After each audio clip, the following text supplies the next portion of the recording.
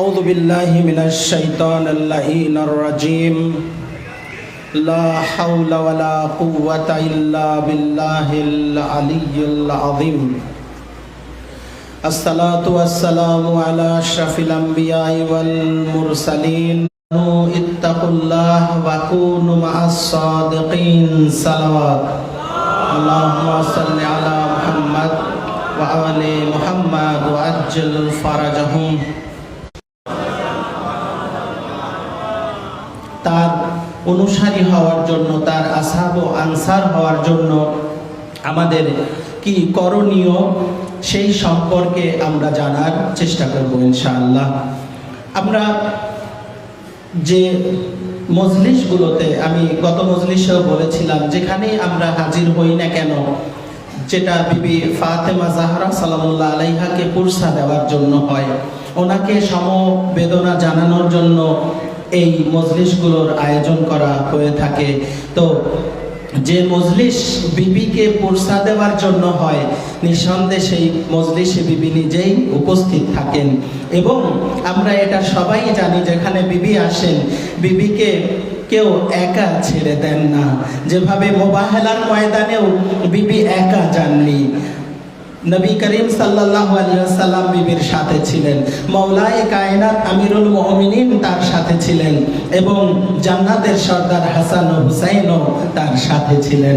সুতরাং আজকে যদি এই ফারশে আজাতে বিবি জাহরা এসে থাকেন, তাহলে আমার নূর নবী মুস্তাফা সাল্লাল্লাহু আলাইহি ওয়াসাল্লাম এসেছেন, তাহলে মাওলায়ে কায়নাত আমিরুল মুমিনিন আলী ইবনে আবি তালিব এসেছেন, তাহলে জান্নাতের সর্দার হাসান ও হুসাইনও এসেছেন। সালাওয়াত পড়ুন মুহাম্মদ ওয়া আলি মুহাম্মদ ওয়া আজ্জাল ফারাজাহুম।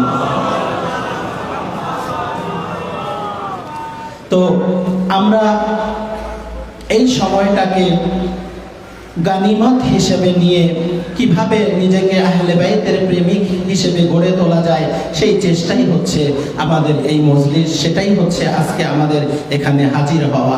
আমি আপনাদের সামনে একটি ছোট্ট বিষয় উত্থাপন করব, সেটা হলো এই যে আমাদের সমস্ত আকীদা, শিয়া মাযহাবের পুরো আকীদা কোরআন থেকে নেওয়া। আমরা তাওহীদে বিশ্বাস করি, তাওহীদকে আমরা কোরআন থেকে পেয়েছি। কুল হুয়াল্লাহু আহাদ আল্লাহুস সামাদ লাম ইয়ালিদ ওয়া লাম ইউলাদ ওয়া লাম ইয়াকুল লাহু কুফুয়ান আহাদ। সুতরাং আমাদের আকীদার উসুলে দ্বীনের প্রথম যে জিনিস, সেটা হচ্ছে তাওহীদ। এই তাওহীদকে আমরা কোরআন থেকে পেয়েছি। এরপরে আদালত আসে, সেটাও আমরা কোরআন থেকে পেয়েছি। আল্লাহ হচ্ছেন আদিল, আল্লাহ হচ্ছেন ন্যায়পরায়ণ, আল্লাহ হচ্ছেন ন্যায় বিচারক। তিনি কিয়ামতের দিন ন্যায় বিচারের মানদণ্ড আমাদের সামনে তুলে ধরবেন। তো আল্লাহ হচ্ছেন আদিল এবং ন্যায় বিচারক, সেটাও আমরা কোরআন থেকে পেয়েছি। নবুওয়াত, এটাও আমরা কোরআন থেকে পেয়েছি। ইয়া আইয়ুহান নবী ইন্না আরসালনাকা মুবাশশিরান ওয়া নাযীরান ওয়া দাঈয়ান ইলাল্লাহি বিইজনি ওয়া সিরাজাম মুনীরা। সাল্লাল্লাহু আলাইহি মুহাম্মদ আলে মুহাম্মদ আলে মুহাম্মদ। যে সমস্ত উলামাগণ আসছেন, আপনারা সামনে চলে আসুন, আপনাদের জন্য জায়গা করা হচ্ছে। সুতরাং এখানেও স্পষ্ট এই রিসালাত ও পবিত্র কোরআন থেকেই নেওয়া হয়েছে। এরপরে হচ্ছেন ইমামতের বিষয়, ওয়া জাআলনাহুম আইম্মাতান ইয়াহদুনা বিআমরিনা। আমি তোমাদের জন্য ইমাম নির্ধারণ করেছি, যারা তোমাদেরকে আমার পথে হেদায়েত করে। সুতরাং এটাও কোরআন দ্বারা প্রমাণিত, এবং কিয়ামত সেটাও কোরআন দ্বারা প্রমাণিত। কোরআন বলছেন যে লা রাইবা ফি, এমন একটা দিন রয়েছে যে দিন সম্পর্কে কোনো সন্দেহ নেই, কিয়ামত অবশ্যই সংঘটিত হবে, কিয়ামতকে সবাইকে পুনরুত্থান করা হবে। সুতরাং আমাদের আকীদার সমস্ত বিষয় পবিত্র কোরআন থেকে রয়েছে। কোরআনের পাশে আমাদের আর যে আমলগুলো আমরা করি, সেটাও কোরআন থেকেই আমরা নিয়েছি। তাহলে আমরা অনুসরণ করি আল্লাহ, সেটা কোরআন থেকে নিয়েছি। আমরা অনুসরণ করি রাসূলের, সেটা কোরআন থেকে নিয়েছি। আমরা অনুসরণ করি ইমামগণের, সেটা কোরআন থেকে নিয়েছি। আমরা বিশ্বাস করি কিয়ামতে, সেটা আমরা কোরআন থেকে নিয়েছি। আমরা বিশ্বাস করি আদালতে, সেটাও আমরা কোরআন থেকে নিয়েছি। এরপরে আপনি চলে আসুন এই ধারাবাহিকতায়, যখন ইমাম তিনি গায়েবে অবস্থান করছেন, এই গায়েবে থাকা অবস্থায় আমরা বেলায়াতে ফাকিহ পেয়েছি, সেটাও আমরা পবিত্র কোরআন থেকে পেয়েছি। কেননা কোরআন নবী নির্ধারণ করেছে, নবী ইমাম নির্ধারণ করেছে, ইমাম বেলায়াতে ফাকিহ নির্ধারণ করেছে, যেখানে স্পষ্টভাবে বলা হয়েছে, ইমাম বলছেন যে তোমরা যখন ফাআম্মাল হাওয়াদিসুল ওয়াকিআ ফারজাউ ইলা রুআতি আহাদিসিনা ফাইন্নাহুম হুজ্জাতুন আলাইনা ওয়া আনা হুজ্জাতুন আলাইকুম। যখন আমরা থাকবো না, যখন ওই সময়ে তোমরা সমস্যার সম্মুখীন হবে, তখন তোমরা কাদের শরণাপন্ন হবে? ফারজাউ ইলা রুআতি আহাদিসিনা, তোমরা ফকিদের শরণাপন্ন হবে, তোমরা মারজায়ে তাকলিদের শরণাপন্ন হবে। এবং তারা কি হবে? ফাইন্নাকুম হুজ্জাতুন আলাইনা, আমরা তাদের জন্য হুজ্জাত, আর তারা আমাদের হুজ্জাত। অর্থাৎ তাদের হুজ্জাত হচ্ছে আমরা, আলেমরা সরাসরি আমাদের কাছ থেকে নেয়, আর তোমরা আলেমদের কাছ থেকে নাও। সুতরাং স্পষ্ট, আমাদের পথে কোনো বক্রতা নেই। সুতরাং নবুয়াত তাওহীদ যেমন কোরআন থেকে পেয়েছি, নবুয়াত যেমন কোরআন থেকে পেয়েছি, ইমামত যেমন কোরআন থেকে পেয়েছি, বেলায়াতে ফাকিহ সেটাও আমরা কোরআন দ্বারা প্রতিষ্ঠিত নবী এবং ইমাম থেকে পেয়েছি। সালাওয়াত পড়ুন মুহাম্মদ ওয়া আলে মুহাম্মদ ওয়া আজ্জাল ফারাজাহুম, সাল্লি আলা মুহাম্মদ ওয়া আলে মুহাম্মদ। সুতরাং আজকে আমার ইমামই বলে দিয়েছেন, এখন কোন ফাকির আমরা অনুসরণ করব, ইমাম সেই বৈশিষ্ট্য বলে দিচ্ছেন। সেই মান কানা সাইআন লিনাফসি, মান কানা সাইআন লিনাফসি হাফিজান লিদীনে মুতিয়ান লিআমরি মাওলা ফালিল আওয়ামে আইয়ুকাল্লিদু। অর্থাৎ সেই ফকির যিনি আল্লাহর অনুগত, যিনি নিজের নফসের তাড়নায় কিছু করেন না। আওয়ামের দায়িত্ব হচ্ছে, সাধারণ মানুষের দায়িত্ব হচ্ছে আইয়ুকাল্লিদু, তাদের তাকলিদ করা। সালাওয়াত পড়ুন মুহাম্মদ ওয়া আলে মুহাম্মদ, মুহাম্মদ ওয়া আলে মুহাম্মদ। সুতরাং মারজায়ে তাকলিদ, কে তাকলিদ করতে বলছেন? ইমাম তাকলিদ করতে বলছেন। এই হাদিস আমাদের জামানার ইমাম, ইমামে মাহদী আজ্জালাল্লাহু তাআলা ফারাজাহু শরীফ থেকে। আল্লাহুম্মা সাল্লি আলা মুহাম্মদ ওয়া আলি মুহাম্মদ। সুতরাং আজকে আমার ইমাম গায়বাতে রয়েছেন, ইমামের সাথে আমাদের যোগাযোগ হচ্ছে না। এই সময় আলেমগণ, এই সময়ে মুস্তাহিদগণ, ফকিহগণ হচ্ছেন আমাদের হেদায়াতের চিরাগ, ওনারা হচ্ছেন আমাদের রাহনামা, ওনারা হচ্ছেন আমাদের নেতা। এই কারণেই বর্তমানে রাহবার আয়াতুল্লাহ সৈয়দ আলী খামেনেইকে কি বলা হয়? ওয়ালিয়ে আমরে মুসলিমিন, ওয়ালিয়ে ফাকিহ, ওয়ালায়াতে ফাকিহ। রাহবার হচ্ছেন ওয়ালিয়ে আমরে মুসলিমিন, ওয়ালায়াতে ফাকিহ। তার আনুগত্য করা কার কথা মতন ওয়াজিব? ইমামে জামানার কথা মাত্র। কেননা ইমামে জামান আল্লাহর হুজ্জাত, লাউলাল হুজ্জাত লাসাখাতিল আরযু বিআহলিহা। যদি ইমাম না থাকতেন, হুজ্জাত না থাকতেন, তাহলে পৃথিবী ধ্বংস হয়ে যেত, পৃথিবীর অধিবাসীরা জমিনের নিচে দাফন হয়ে যেত। তাহলে ইমামের অস্তিত্ব রয়েছে। সেই ইমাম বলছেন, আমি গায়বাতে রয়েছি, আমার সাথে তোমাদের যোগাযোগের সুযোগ নেই। এই সময়ে ওয়ালি আমরে মুসলিমিনের তোমরা আনুগত্য করবে।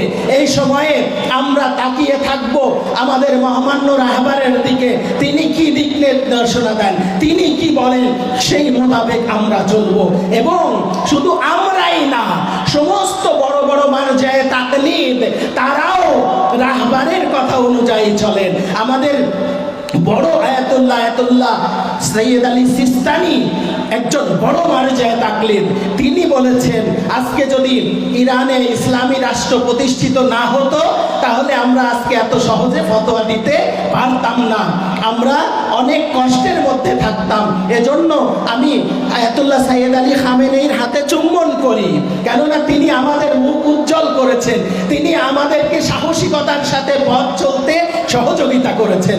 তাহলে আমাদের মহান মার্জায় তাকলিদদের মধ্যে কি সুসম্পর্ক, একজন অপরজনকে কত সুন্দর সম্মান দিয়ে শ্রদ্ধা দিয়ে আলিমের বিরুদ্ধে লড়বে আর মজলুমের সঙ্গে থাকবে, এটাই হচ্ছে আমাদের কাজ। সুতরাং কারবালার ময়দানে ইমামে হোসেন মজলুম হয়েছিলেন, ইয়াজিদ জালেম ছিল। মা ফাতেমার সময়ে মা ফাতেমা মজলুম হয়েছিলেন, যারা ওই সময় ছিল তারা জালিম ছিল। মাওলা আলী মজলুম হয়েছিলেন, জালিমদেরকে ভালোবাসেন না।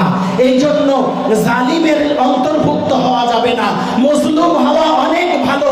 এজন্যই কারবালায় ইমাম হোসেন মজলুম হয়েছিলেন, জালেম হননি।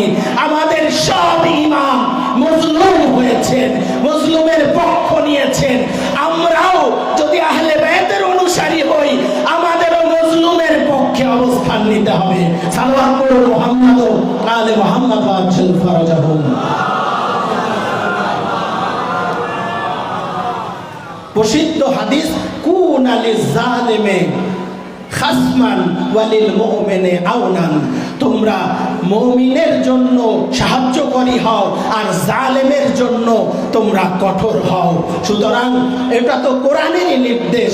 মুহাম্মাদুর রাসূলুল্লাহ ওয়াল্লাযীনা মাআহু আশিদ্দা আলাল কুফার রুহামা বাইনাহুম, মুহাম্মদ তোমাদের রাসূল, যারা তার সাথে রয়েছে তারা কাফেরদের প্রতি কঠোর আর নিজেদের প্রতি সদয়। সালাত পড়ুন মুহাম্মদ আলে মুহাম্মদ। আর আমার রাসূল আমাদের জন্য কোরআন আর হাদিস রেখে গেছেন, তাই না? কি বলেছেন? ইন্নী তারিকুম ফিকুম মুস্তাকালাইন কিতাবাল্লাহ ওয়া ইতরাতি ফাইন তামাসসাকতুম বিহিমা লান তাযিল্লু বাদি আবাদা। আমি তোমাদের জন্য দুটো জিনিস রেখে যাচ্ছি, একটা আল্লাহর কোরআন আর একটা আমার আহলে বায়ত। এই দুটোকে একত্রে আঁকড়ে ধরলে তোমরা কখনোই পথভ্রষ্ট হবে না। তো কোরআন যখন আমাদেরকে বলছে মুহাম্মাদুর রাসূলুল্লাহ ওয়াল্লাযীনা মাআহু আশিদ্দা আলাল কুফার ওয়া রুহামা বাইনাহুম, আমাদের তাই হতে হবে, নিজেদের প্রতি সদয় হতে হবে, কাফেরের প্রতি কঠোর হতে হবে। ফিলিস্তিন মুসলমান, তারা নিজেদের, ইন্নামাল মুমিনুনা ইখওয়া, মুমিনরা পরস্পরের ভাই।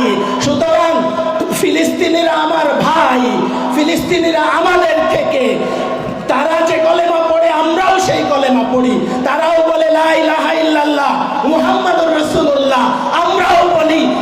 এর বিপরীতে কারা রয়েছে? কাফের। তারা কারা? ইসরাইল। সুতরাং আমরা ফিলিস্তিনের ভাই, ফিলিস্তিন আমাদের ভাই। ফিলিস্তিনের একটা শিশুর গায়ে যদি আঁচড় লাগে তাহলে সেই আঁচড় আমাদের গায়েও লাগে। আমি এজন্যই বলি, আমি প্রথম মুহররম থেকে আমি ফিলিস্তিনের ইস্যুকে মজলিসে আমি বয়ান করেছি।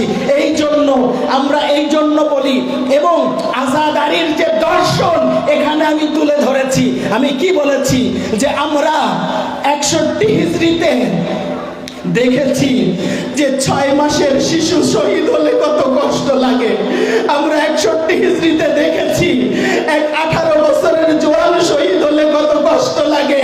আমরা কারবালায় দেখেছি যে 6 বছরের সাকিনার চাঁদের দুল কেড়ে নিলে কত কষ্ট লাগে। আমরা শিয়ারা, আমরা এই মজলুমে কারবালার আজাদারি করি। এজন্যই ফিলিস্তিনের একটা ছোট শিশু শহীদ হলে আমাদের গায়ে ধাক্কা লাগে, কেননা আমরা আলী আসগারের মাতম করি, আমরা আলী আসগারের জন্য নোহা পড়ি, কন্দন করি। যখন আলী আসগারের বয়সী একজন ফিলিস্তিনি শিশু শহীদ হয়, আমার কাছে মনে হয় যে কারবালার ময়দানে আলী আসগারের বুকে তীর লেগেছে। এজন্যই শিয়া এরকম মাজলুমকে স্মরণ করে। আলী আসগার যে কারণে কোরআন বলছে বিআইয়ি যানবিন কুতিলাত, এই শিশুদেরকে কি অপরাধে হত্যা করা হচ্ছে। আজকে কারবালার ময়দানে মাওলা আলী আসগারের কি অপরাধ ছিল? আজকে ফিলিস্তিনের ছোট ছোট দুধের বাচ্চাদের কি অপরাধ ছিল? কোন অপরাধে তাদেরকে হত্যা করা হচ্ছে? কোন অপরাধে ফিলিস্তিনের নারীদেরকে শহীদ করা হচ্ছে? বলেছি, আমরা বলেছি কেন রাসূলের পরিবারকে বন্দী করা হয়েছে, কেন বিবি সাকিনার কানের দুল কেড়ে নেওয়া হয়েছে, কেন ইমামে জাইনুল আবেদিনকে বন্দী করা হয়েছে, কেন ওনার ঘাড়ে তক বাঁধা হয়েছে, কেন ওনারকে মাজায় শিকল বেঁধে টেনে নেওয়া হয়েছে। ওনাদের তো কোনো দোষ ছিল না। সুতরাং আমরা যারা হুসাইনের আজাদার, যে কারণে সাইয়েদ হাসান নাসরুল্লাহ বলেছেন, হে আমার ফিলিস্তিনে ভাই বোনেরা, তোমাদেরকে যদি সবাই একা ছেড়ে যায় তো তোমাদের শিয়া ভাইয়েরা তোমাদের পাশে অবস্থান করবে। সালাওয়াত পড়ুন মুহাম্মদ ওয়া আলে মুহাম্মদ। আজরকুমাল আল্লাহ, বুঝতে পারছেন কত গুরুত্বপূর্ণ যে হুসাইনি আজাদার কষ্ট সহ্য করেছে, ব্যথা সহ্য করেছে। তারা জানে একজন 6 মাসের শিশু শহীদ হলে কত কষ্ট লাগে। এজন্য ফিলিস্তিনের পাশে একজন শিয়া যেভাবে দাঁড়াতে পারে অন্য কেউ দাঁড়াতে পারে না। যে কারণেই তো বলা হয়েছে যে ওআইসির 58টা দেশ, তার মধ্যে একমাত্র ইরান ভাইয়ের ভূমিকা পালন করে আর সবাই বোনের ভূমিকা। এই জন্য বলা হয়েছে 57 বোনের এক ভাই, অর্থাৎ ইরান সেই ভাই আর বাকি দেশ বোনের মতন হাতে চুড়ি পরে বসে আছে। তো কেন ইরান এটা করতে পারে? ইরান কারবালা থেকে শিক্ষা নিয়েছে, ইরান হুসাইনের ত্যাগ থেকে শিক্ষা নিয়েছে। কেন ইমাম হুসাইন থেকে শিক্ষা নিয়ে আজকে ইমাম খুমেইনি এই বিপ্লব সফল করেছে। যদি ইমাম হুসাইনের আজাদারি না করত তাহলে ইরানেও কখনো বিপ্লব আসতো না। ইমাম খুমেইনি দেখেছিলেন যে কিভাবে ইমাম হুসাইন ওই যুগের ইয়াজিদের বিরুদ্ধে রুখে দাঁড়িয়েছিলেন। ওই ইয়াজিদ বাহিনী 30 লক্ষ সেনা ছিল, হুসাইনি বাহিনীতে 72 জন ছিল। ঠিক এই যুগেও ইমাম খুমেইনির দলের সংখ্যা কম, এই যুগের ইয়াজিদের সংখ্যা বেশি ছিল, কিন্তু ইমাম খুমেইনি কখনো ভয় পাননি। ইমাম খুমেইনি এমন সাহসী বীর ছিলেন, যখন ওনাকে শাহের লোকেরা ধরে নিয়ে যাচ্ছে, ওই পুলিশরা কাঁপছে, ইমাম খুমেইনি ওদের মাথায় হাত দিয়ে বলছে, তোমরা কেন কাঁপছো? কাঁপার কথা তো আমার, আমাকে ধরে নিয়ে যাচ্ছ, তোমরা তো পুলিশ, তোমাদের কাছে গুলি আছে। আধ্যাত্মিকতা কোন পর্যায়ের যে ইমাম খুমেইনিকে ধরে নিয়ে যাওয়া পুলিশ, যাদের কাছে পিস্তল রয়েছে, তারা ভয়ে কাঁপছে, ইমাম খুমেইনি উল্টো তাদেরকে সান্ত্বনা দিচ্ছেন। এই জন্যই কোরআন বলছে, ইন্নামা আইযুকুম বিওয়াহদা আন তাকুমু লিল্লাহ মাসনা ওয়া ফুরাদা। আল্লাহ বলছেন আমি তোমাদেরকে একটাই উপদেশ দিচ্ছি, ইন্নামা আইযুকুম বিওয়াহদা আন তাকুমু লিল্লাহ, তোমরা আল্লাহর জন্য কিয়াম করো, আল্লাহর জন্য সংগ্রাম করো। মাসনা ওয়া সুলাসা ওয়া ফুরাদা, 2 জন করে হলে, 3 জন করে হলে, যদি কেউ না হয় একা তুমি ময়দানে নেমে যাও। ইমাম হুসাইন একা ময়দানে নেমে গিয়েছিলেন। জানেন আপনারা কাহিনী যে আব্দুল্লাহ ইবনে উমর ইমাম হুসাইনকে এসে বলছে তার বিরুদ্ধে লড়বেন না, সে আপনাকে শহীদ করে দেবে, আমরা যেভাবে গা ঢাকা দিচ্ছি আপনিও গা ঢাকা দিয়ে থাকেন। ইমাম হুসাইন সেদিন বলেছিলেন যে না যাই, আর যদি আমার ইমামের হাতে আমার বায়াত না হয় তাহলে আমার ইমান পরিপূর্ণ হবে না। তখন হাজ্জাজ বিন ইউসুফ বলল, ঠিক আছে আমি এখন ক্লান্ত শুয়ে আছি, আমার পা ধরে বায়াত করো। হুসাইনকে পরিত্যাগ করলে কতটা লাঞ্ছিত হতে হয় একবার দেখেছেন? হককে পরিত্যাগ করলে কিভাবে বাতিলের কাছে মাথা নত করতে হয়। এজন্য হুসাইন হক আর বাতিলকে পৃথক করেছিলেন। যারা হুসাইনকে পরিত্যাগ করেছিল তারা এইভাবে লাঞ্ছিত হয়েছিল। একজন বাতিল লোকের কাছে বায়াত করতে গিয়ে সে পা ধরে বায়াত করেছে। বলেছিল হুসাইনকে পরিত্যাগ করার পরিণতি এমনই হয়। এই জন্যই আমরা বলি ইয়া হুসাইন ইন্নী মাআকুম লা মাআ আদুউকুম, হে আবা আব্দুল্লাহ আমি আপনার সাথে রয়েছি, আপনার শত্রুদের সাথে নেই। যে কারণে এই জিয়ারতে আশুরাতে আমরা বলি ইন্নী সিলমুন লিমান সালামাকুম ওয়া হারবুল লিমান হারাবাকুম ইলা ইয়াউমিল কিয়ামা। হে আবা আব্দুল্লাহ আমি তাদের সাথে সন্ধি করি যারা আপনার সাথে সন্ধি করেছে, তাদের সাথে যুদ্ধ করি যারা আপনার সাথে যুদ্ধ করেছে ইলা ইয়াউমিল কিয়ামা। সুতরাং যে ভে হুসাইন, যে ভে ইয়াজিদ, এই দুই পক্ষ কিয়ামত পর্যন্ত থাকবে। এই জন্য আমাদেরকে কিয়ামত পর্যন্ত হুসাইনি দলে অবস্থান নিতে হবে, ইয়াজিদের দলে যাওয়া যাবে না। এটা আজকেও বর্তমান যুগের ইয়াজিদ হচ্ছে আমেরিকা এবং ইসরায়েল, বর্তমান যুগের হুসাইন হচ্ছে ফিলিস্তিন, ইরান, হিজবুল্লাহ, লেবানন এবং আমরা দেখতে পাচ্ছি ইয়েমেনের হুসি, এরা হচ্ছে বর্তমান যুগের হুসাইন। সুতরাং আজকে হুসাইনের মজলিস হবে, আর যারা হুসাইনের পক্ষে অবস্থান নিয়েছে তাদের জিকির হবে না, এটা তো হয় না। এজন্যই তাদের পক্ষে আমাদের অবস্থান। তারা মজলুম হয়েছে, তারা হুসাইনিয়াতের পক্ষ নিয়েছে, তারা জালিমের বিরুদ্ধে রুখে দাঁড়িয়েছে। এজন্যই ইমাম হুসাইন যে সংস্কারের কথা বলে মদিনা ছেড়েছিলেন, তিনি কি বলেছিলেন? ইন্নী মা খারাজতু আশাররান ওয়ালা বাতিরান ওয়ালা জালিমান ওয়ালা মুফসিদান ইন্নামা খারাজতু লিতালাবিল ইসলাম ফি উম্মতি জাদ্দি। আমি কোনো ক্ষমতার জন্য নয়, আমি কোনো জুলুম করার জন্য বের হইনি, ক্ষমতার লোভে বের হইনি। আমার সংগ্রামের একমাত্র উদ্দেশ্য হচ্ছে এটাই, ইন্নামা খারাজতু লিতালাবিল ইসলাম ফি উম্মতি জাদ্দি। আমি আমার নানার দিনের সংস্কার করতে যাই। ওয়া আসিরু বিসিরাতি জাদ্দি ওয়া আবি আলী ইবনে আবি তালিব। আমি আমার নানা রাসূলুল্লাহর সিরাতের উপরে চলতে যাই, আমার বাবা আলীর সিরাতের উপরে চলতে যাই। সালাত পড়ুন মুহাম্মদ ওয়া আলি মুহাম্মদ।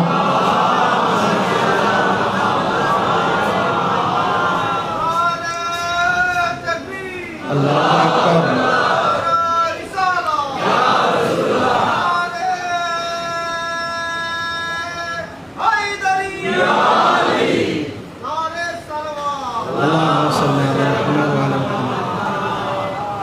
বিষয় স্পষ্ট, ইন্নামা খারাজতু লিতালাবিল ইসলাম ফি উম্মতি জাদ্দি ওয়া আসিরু বিসিরাতি জাদ্দি ওয়া আবি আলী ইবনে আবি তালিব।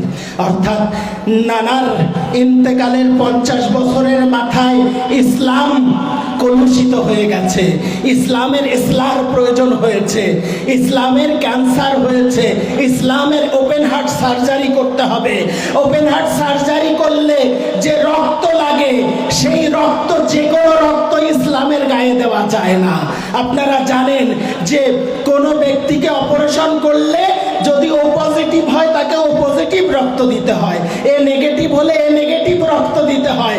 আজকে ইসলামের পোস্টমর্টম হয়েছে, আজকে ইসলামের ওপেন হার্ট সার্জারি হয়েছে, রক্ত লাগবে। এই রক্ত তো কারোর সাথে মেলবে না।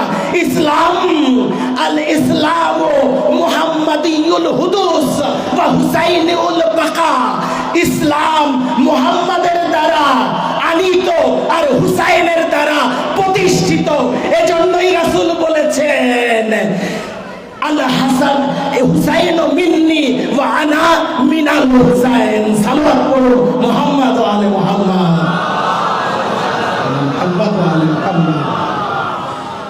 অর্থাৎ হুসাইন ইসলাম রাসূল নিয়ে এসেছেন, আর কে ইসলামকে রক্ত দিয়ে ফলবান করেছে, কে ইসলামকে রক্ত দিয়ে দৃঢ় করেছে, স্থায়ী করেছে, তিনি ছিলেন ইমামে হুসাইন। এজন্যই রাসূল বলেছেন হুসাইন মিন্নি। এ পর্যন্ত তো ঠিকই ছিল, কেননা হুসাইন রাসূলের সন্তান। হুসাইন মিন্নি ওয়া আনা মিন হুসাইন কিভাবে সম্ভব? রাসূল তো হুসাইনের সন্তান না? হ্যাঁ, রাসূলের আনিত ইসলামকে জীবন্ত করে হুসাইন এটাও করে দেখিয়েছেন ওয়া আনা মিনাল হুসাইন হয়েছে, যে রাসূলের 23 বছরের কষ্টের ইসলাম যদি হুসাইনের রক্ত দিয়ে না বাঁচানো হতো তাহলে কখনোই এই ইসলাম টিকতো না। আজকে আমাদের মসজিদের মিনার থেকে আজান শোনা যেত না, আল্লাহু আকবার শুনতে পেতাম না, লা ইলাহা ইল্লাল্লাহ শুনতে পেতাম না, মুহাম্মাদুর রাসূলুল্লাহ শুনতে পেতাম না, আলীজুল ওয়ালিউল্লাহ শুনতে পেতাম না। এটা প্রতিষ্ঠিত করেছেন কারবালার ময়দানে ইমামে হুসাইন আলাইহিস সালাম। সুতরাং আমরা এই জন্যই হুসাইনিয়াতকে চর্চা করি।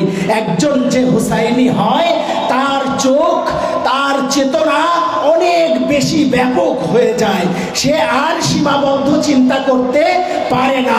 সে ইন্ডিয়ায় থেকে সেই মজলুম ফিলিস্তিনিদেরকে নিজের ভাই মনে করে, সে বাংলাদেশে থেকেও সেই বিশ্বের আফ্রিকার মুসলমানদেরকে নিজের ভাই মনে করে।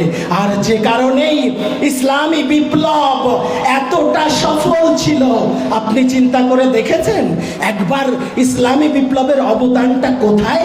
যদি একবার আপনারা ভাবেন যে মাওলা আলীর পর ইমাম হাসান 6 মাস হুকুমাতে ছিলেন, এরপরে আর কোনো শিয়া রাষ্ট্র প্রতিষ্ঠিত হয়নি, আর কখনো স্বাধীনভাবে হুসাইন হুসাইন করা যায়নি, আর স্বাধীনভাবে হাত ছেড়ে নামাজ পড়া যায়নি। কখন এটা সম্ভব হয়েছে? 1979 সালে ইমাম খুমেইনির এই বিপ্লবের মাধ্যমে আবারও শিয়া রাষ্ট্র প্রতিষ্ঠিত হয়েছে। অর্থাৎ আমিরুল মুমিনিনের সেই শাসন ব্যবস্থা 1400 বছর পরে মা ফাতেমার সন্তান ইমামে খুমেইনির হাতে আবারও আহলে বাইতের রাষ্ট্র প্রতিষ্ঠিত হয়েছে। সালাত পড়ুন মুহাম্মদ ওয়া আলে মুহাম্মদ। তবেই তো ইমাম খুমেইনি বলেছেন, কি বলেছেন? ইনকিলাবে মা ইনফিজারে নূর বুদ, আমাদের বিপ্লব ছিল নূরের বিচ্ছুরণ। কেন বলেছিলেন? কেননা এটা আহলে বাইতের বিপ্লব, আর আহলে বাইত কি? নূর। আনা ওয়া আলিয়ুন মিন নূরিন ওয়াহিদ। সালাত পড়ুন মুহাম্মদ ওয়া আলে মুহাম্মদ। ইমাম খুমেইনির কথা কত হিসাব করে হয় বুঝতে পেরেছেন? ইনকিলাবে মা ইনফিজারে নূর বুদ, কারণ এই ইনকিলাব, এই বিপ্লব আহলে বাইতের বিপ্লব, আর আহলে বাইত হচ্ছে নূর। আল্লাহ রাব্বুল আলামিন তার নূর থেকে আহলে বাইতকে সৃষ্টি করেছেন, যেখানে বলা হয়েছে আউয়ালু মা খালাকাল্লাহু নূরি, আল্লাহ রাব্বুল আলামিন সর্বপ্রথম যে জিনিস সৃষ্টি করেছেন সেটা হচ্ছে আমার রাসূলের নূর। তারপরে তারপরে কালাম, এগুলো পরে সৃষ্টি হয়েছে, কিন্তু সবার আগে যেটা সৃষ্টি হয়েছে সেটা হচ্ছে আমার রাসূলের পবিত্র নূর। আর ওই রাসূলের সাথেই তো মেশা ছিলেন আলী ইবনে আবি তালেব, তার সাথেই মিশ্রিত ছিলেন ফাতেমা জাহরা, তার সাথেই মিশ্রিত ছিলেন হাসান এবং হুসাইন। গোটা আহলে বাইত হচ্ছেন সেই নূর যাদেরকে আল্লাহ সর্বপ্রথম সৃষ্টি করেছেন। আর যে কারণেই আল্লাহ বললেন যে ফাতালাক্কা আদম মির রাব্বিহি বিকালিমাতিন ফাআতাম্মাহুন ক্বালু ইন্নী জাইলুকা লিন-নাসি ইমামা, তাই না? ওখানেও কি বললেন? ফাতালাক্কা আদম মির রাব্বিহি কালিমাতিন ফাতাবা আলাইহি ইন্নাহু হুয়াত তাওয়াবুর রহিম। হযরত আদম যে তারকে আল্লাহ করেছিলেন, যে কারণে বেহেশত থেকে তিনি বিতাড়িত হয়েছিলেন, বিতাড়িত হয়ে তিনি 300 বছর বলেছেন রব্বানা যালামনা আনফুসানা ওয়া ইল্লাম তাগফির লানা ওয়া তারহামনা লানাকুনান্না মিনাল খাসিরিন। হয়নি, মাফ হয়নি। লা ইলাহা ইল্লা আনতা সুবহানাকা ইন্নী কুনতু মিনাজ জালিমিন, মাফ হয়নি কোনোভাবেই। আদমের এই গুনাহ মাফ হচ্ছে না। এইবারে আদমকে আল্লাহ বললেন, আদম তুমি যদি এইভাবে কিয়ামত পর্যন্ত মাফ চাইতে থাকো তোমার গুনাহ মাফ হবে না, আমি তোমাকে বরং শিখিয়ে দিচ্ছি। আল্লাহ তো রহমানুর রহিম, তিনি আদম যে কি বলা হয়, আল্লাহুম্মা সাল্লি আলা মুহাম্মাদ ওয়া আলা মুহাম্মাদ ওয়া আজ্জিল ফারাজাহুম, আদম যে তার কাজে দুঃখিত এটা আল্লাহ বুঝেছেন। এজন্যই আল্লাহ বললেন আসো আদম, তোমাকে আমি সহজ পদ্ধতি শিখিয়ে দেই, তুমি অন্য অন্য নামে ডাকলে হবে না। যেমন আপনারা আলী বাবাতে দেখেছেন যে যতক্ষণ না আপনি চিচিং পটল, চিচিং আলু এটা বললে খুলবে না, যেটা বলার দরকার চিচিং ফাঁক বলতে হবে, তখন খুলবে। ঠিক ওইভাবে যতক্ষণ না তওবার যে মূল মানে ওসিলা সেটাকে যদি আপনি না আনেন, ওয়াবতাগু ইলাইহিল ওয়াসিলা, হে মুমিনগণ তোমরা যদি আল্লাহর কাছে পৌঁছাতে চাও তাহলে এই ওসিলা নিয়ে আসো। আর এই ওসিলার নামগুলো আল্লাহ শিখিয়ে দিলেন। ফাতালাক্কা আদম মির রাব্বিহি বিকালিমাতিন ফাতাবা আলাইহি ইন্নাহু হুয়াত তাওয়াবুর রহিম।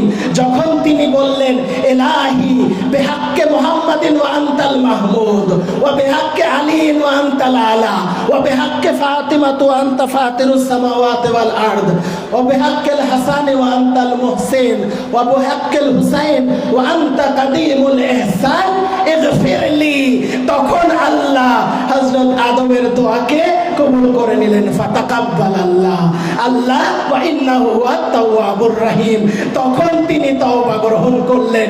সুতরাং আল্লাহর কাছে সঠিক ওসিলা না নিয়ে গেলে আদমও ক্ষমা পায় না। আদমকেও ক্ষমা পাওয়ার জন্য আহলে বায়তের কাছে আসতে হবে।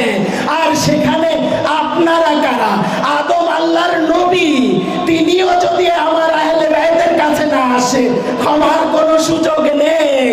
আর সাহায্য চাবে আল্লাহ, এই নবী বলবে ওই নবীর কাছে যাও, আর সব নবী বলবে যাও মুহাম্মাদের কাছে যাও। সুতরাং এই হচ্ছে সেই আহলে বায়ত যার ওসিলা ছাড়া মুক্তির কোনো পথ নেই।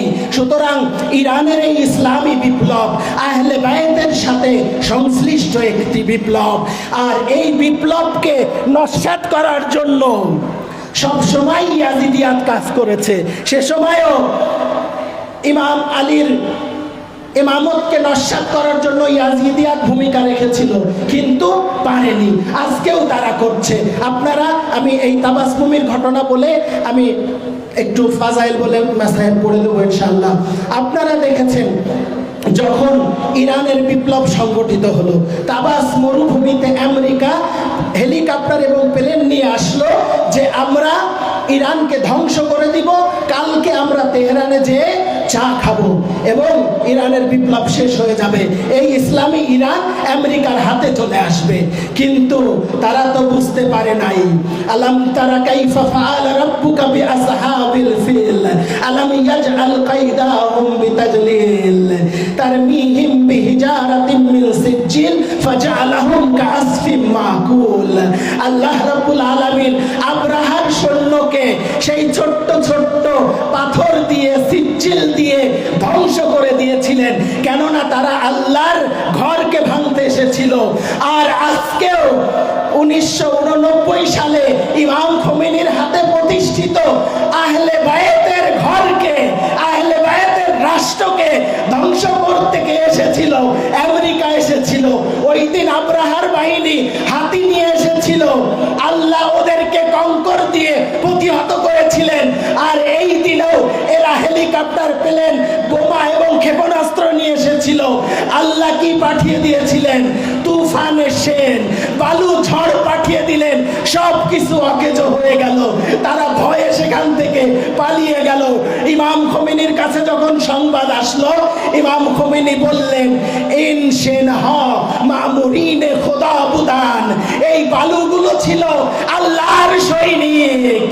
সেদিন যেভাবে হস্তি বাহিনীকে ধ্বংস করার জন্য আবাবিল বাহিনী আল্লাহর সৈনিক হিসাবে এসেছিল, এদিনও আমরা দেখেছি আমেরিকাকে ধ্বংস করার জন্য বালু ঝড় আল্লাহর সৈনিক হিসাবে এসেছিল। সালাওয়াত পড়ুন মুহাম্মদ ওয়া আলি মুহাম্মদ।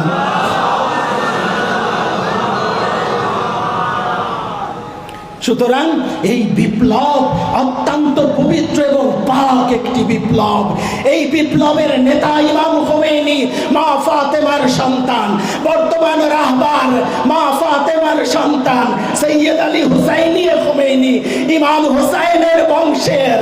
ইমাম হুসাইন যেভাবে মজলুম হয়েছিলেন, জালিমের বিরুদ্ধে রুখে দাঁড়িয়েছিলেন, আজকে ইরানও 57 বোনের এক, এরা সব হিজবুল্লাহ, এরা সব ইমাম হুসাইনের সৈনিক, এরা সব হুসাইনি।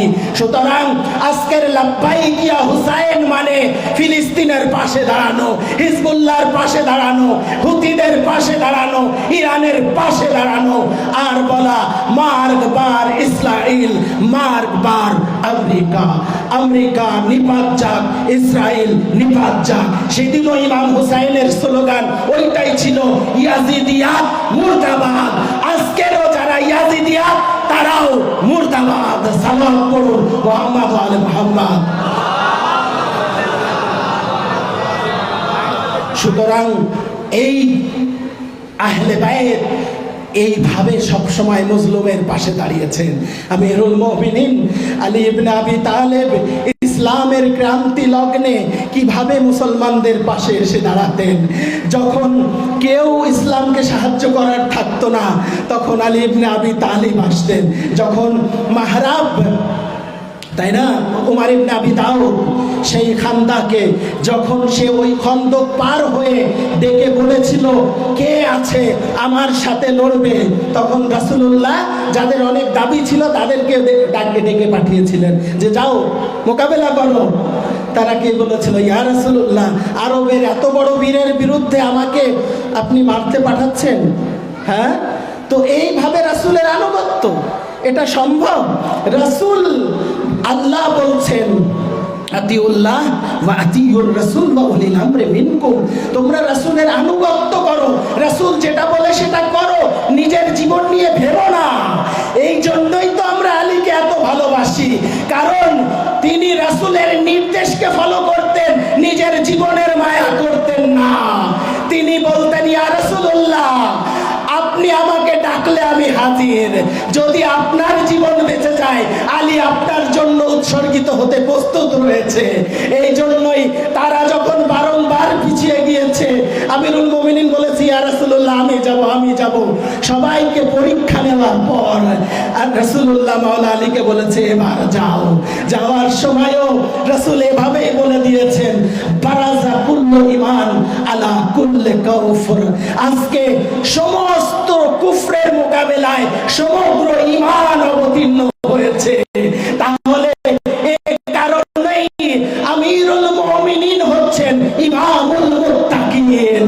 তিনি মুমিনদের সর্দার, তিনি মুত্তাকিনদের সর্দার। এই কথা কে বলেছেন? আমার রাসূল বলেছেন। রাসূল, অন্যরা যদি শুধু মুমিন হয়, আর আলী হচ্ছে কুল্লে ঈমান। সালাত পড়ুন মুহাম্মদ আলে মুহাম্মদ। অন্যরা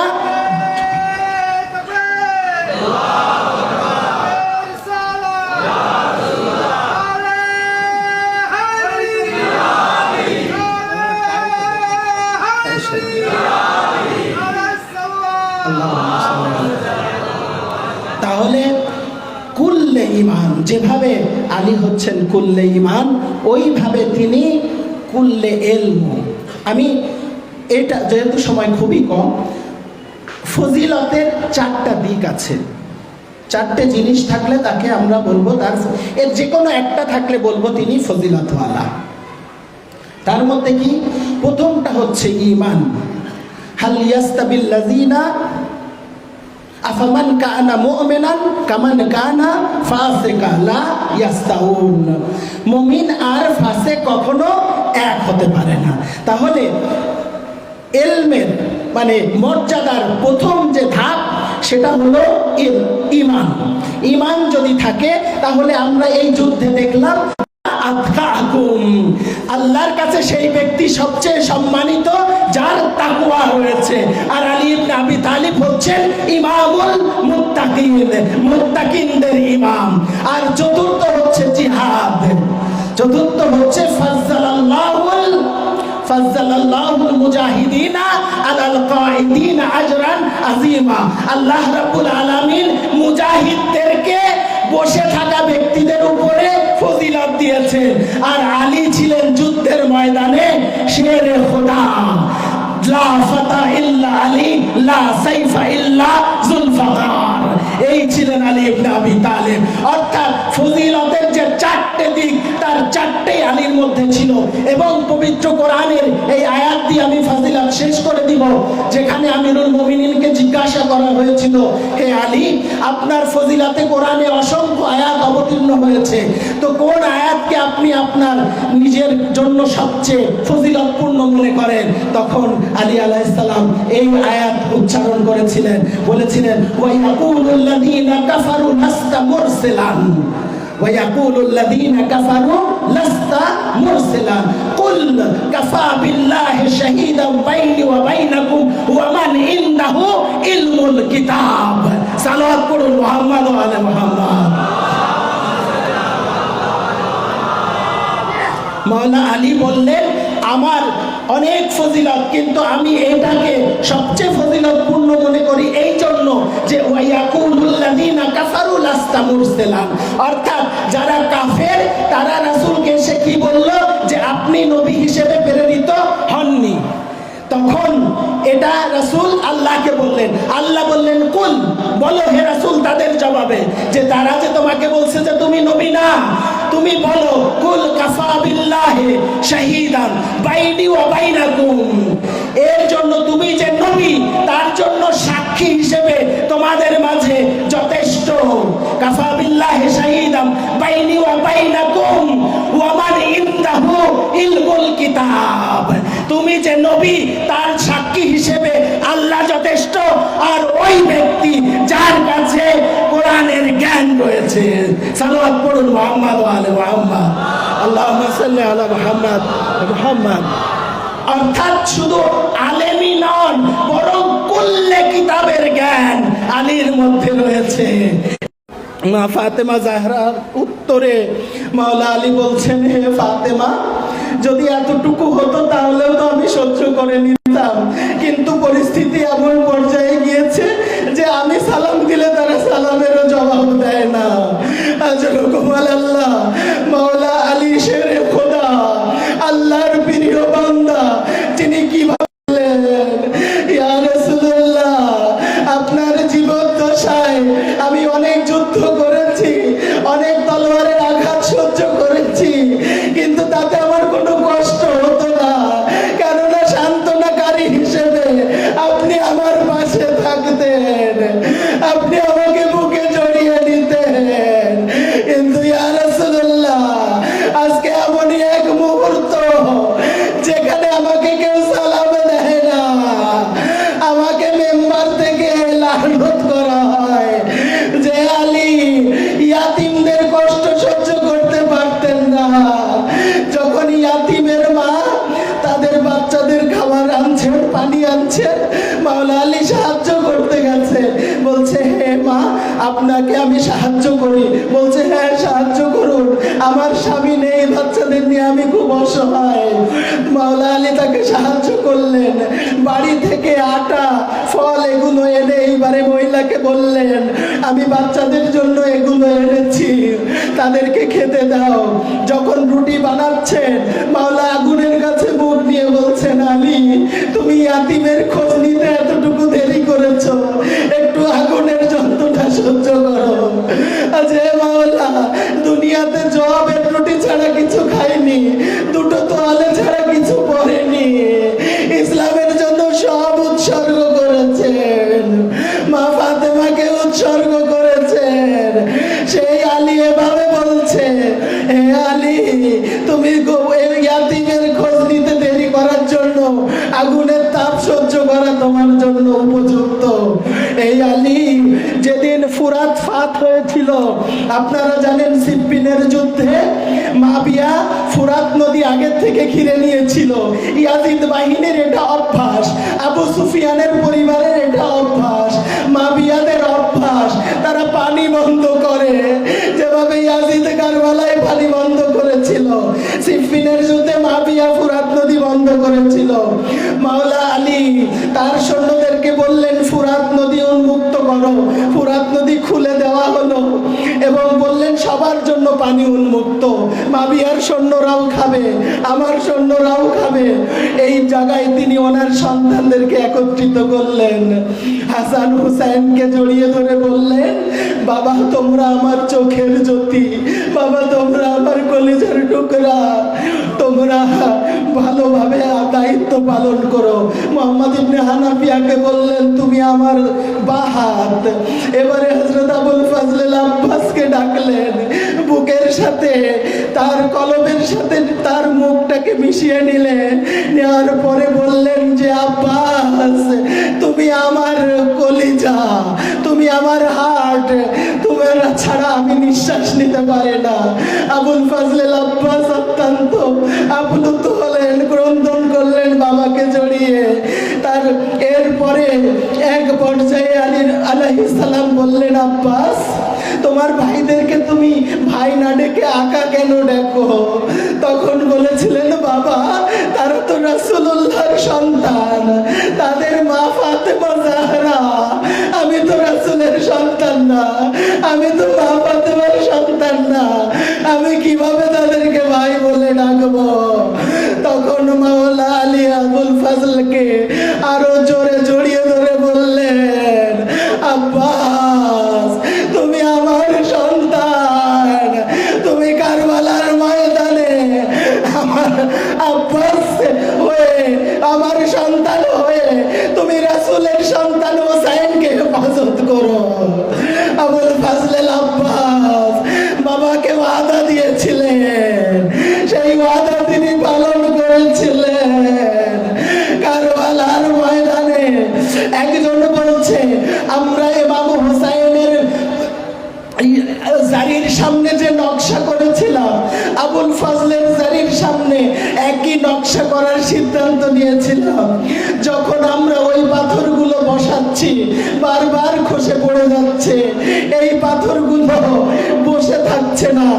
আমি সেই যে মহান্দেশ ছিলেন, ইঞ্জিনিয়ার ছিলেন, বললেন আমি তাহাজ্জুদের নামাজ পড়লাম গভীর রাতে, মাওলা আব্বাসকে বললাম মাওলা আমাদের অনেক কাজ, কেন আপনি চাচ্ছেন না যে এই কাজটা সম্পূর্ণ হোক? তখন মাওলা বললেন হ্যাঁ ইঞ্জিনিয়ার তুমি কি বুঝতে পারছো না কেন এটা? আমি তো দাস আর হুসাইন হচ্ছে আমার মাওলা, মাওলার রোজা আর দাসের রোজা একরকম হতে পারে না, এজন্য তুমি ওই নকশা এখানে করতে পারবে না। দাস আর মাওলার পার্থক্য তোমাকে করতে হবে।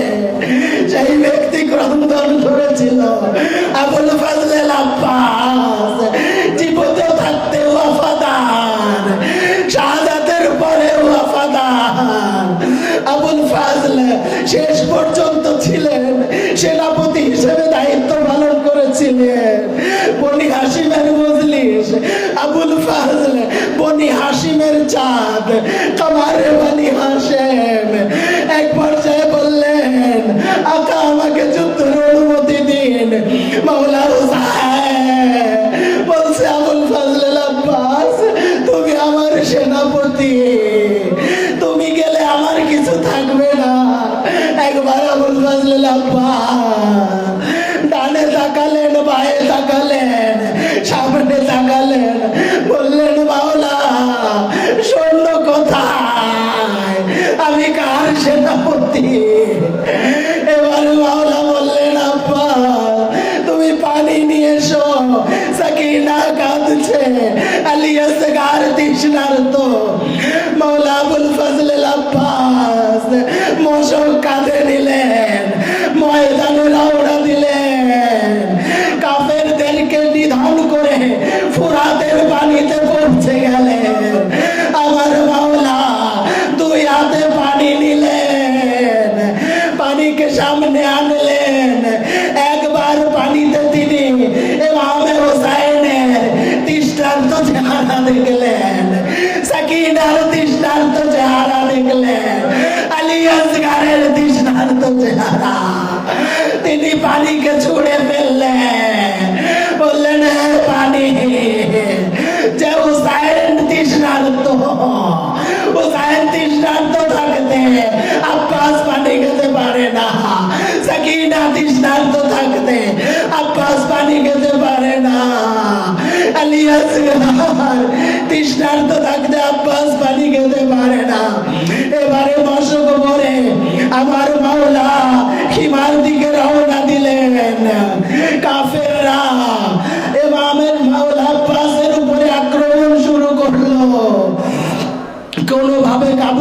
পারছে না। এক পর্যায়ে এক জালিম হযরতে আব্বাসের ডান বাজুতে আঘাত করলো।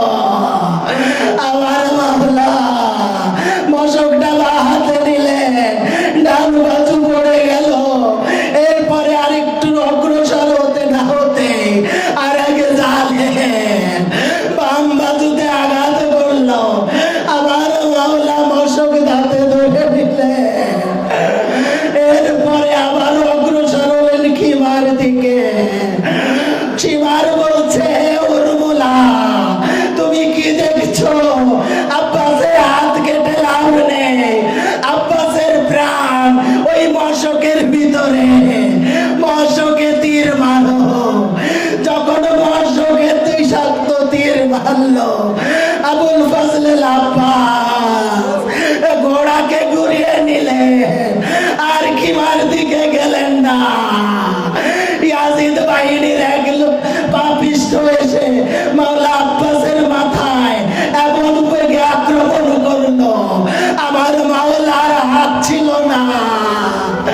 আজরকম আল্লাহ, কেউ যদি কোনো উঁচু থেকে পড়ে যায়, হাত থাকলে নিজেকে হাত দিয়ে ঠেকাতে পারে।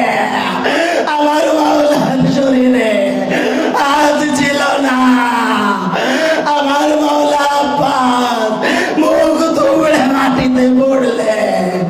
এবারে বললে, ইয়া আখা আদরিক আখা। শেষবারের মতো বলছে, হে ভাই, ভাইকে সাহায্য করো। এবারে ইমামে হোসাইন ঘোড়া নিয়ে আসছে। ছুটে আসতে আসতে এক জায়গায় ঘোড়া থেমে গেছে। ইমাম হোসেন বলছে, ঘোড়া যাও, আমি আব্বাসের লাশের কাছে যাব। ঘোড়া নিচে ইশারা করছে। মাওলা হোসেন দেখলে আব্বাসের ডান বাজু পড়ে আছে।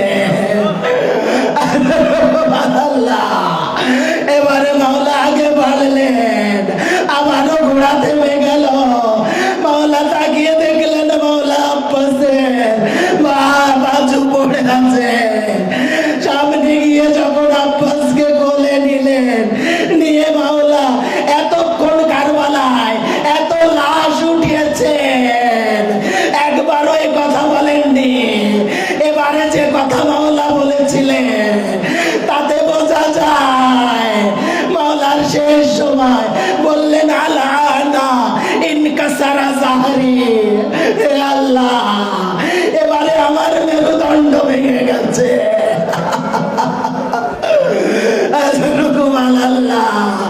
মাওলা আব্বাসের শাহাদাতে মাওলা হুসাইনের মেরুদণ্ড ভেঙে গেছে। মাওলা বললেন, আলানা ইনকাসারা জাহরি ওয়া কিল্লাতি ইলাতি। আমি নিরুপায় হয়ে গেছি। এরপরে আব্বাসকে বুকে নিয়ে বললেন, ভাই, ভাই আমার, তুমি না থাকলে জায়নাবের কি হবে? উম্মে কুলসুমের কি হবে? বিবিদের কি হবে? মাওলা আব্বাস বললেন, ভাই, আমার একটা ওসিয়াত, আমার লাশকে আপনি কি ভাই নিয়ে যাবেন না। আমি সাকিনাকে ওয়াদা করেছি পানি নিয়ে আসবো, আমি ওয়াদা পূরণ করতে পারিনি। এজন্যই তো যখন বিবি সাকিনাকে পানি দেওয়া হয়েছিল, বিবি জাইনাব বলছে, সাকিনা পানি খাও। সাকিনা বলছে, ফুপি আপনি আগে খান। বলছে, না সাকিনা, তুমি ছোট, তুমি আগে পানি খাও। এবার সাকিনা বাটি নিলেন, নিয়ে কারবালায় দৌড়লেন। আলী আসগারের লাশ খুঁজছে, আলী আসগারকে পানি খাওয়াবে। বিবি সাকিনা বলছে, বিবি জাইনাব, সাকিনা তুমি পানি না খেয়ে কার তালাশ করছো? বলছে, ফুপি আপনি তো বলেছেন ছোটদের আগে পানি দিতে হয়। আলী আসগার, 啊。 আমার চেয়েও ছোট ছিল। 啊。 আমার চেয়েও ছোট ছিল। 啊。 আমার 啊。 চেয়েও ছোট ছিল।